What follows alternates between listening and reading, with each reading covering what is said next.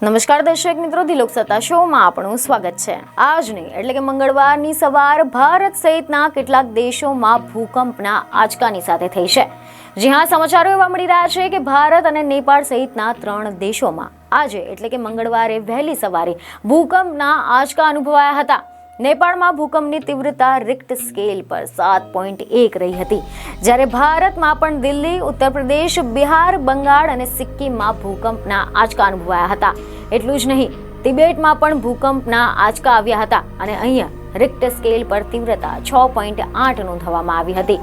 હવે જો આપણે આના વિશે ડિટેલમાં વાત કરીએ તો મીડિયા રિપોર્ટ અનુસાર એવી માહિતી મળી રહી છે કે પશ્ચિમ બંગાળના સિલિગુડીમાં સવારે 6:37 વાગે એટલે કે આજે સવારે ભૂકંપના આંચકા અનુભવાયા હતા, જે લગભગ 15 સેકન્ડ સુધી ચાલ્યા હતા। તો આ સિવાય જલપાઈગુડીમાં પણ સવારે તેના થોડા સમય બાદ કુચ બિહારમાં પણ આંચકા નોંધાયા હતા। હજુ સુધી કોઈ પણ નુકસાન કે જાનહાનિના સમાચાર સામે આવ્યા નથી।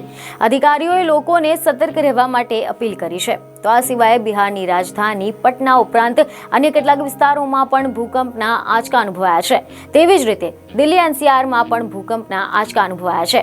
બિહારમાં ભૂકંપની તીવ્રતા રિક્ટર સ્કેલ પર 5.1 માપવામાં આવી હતી।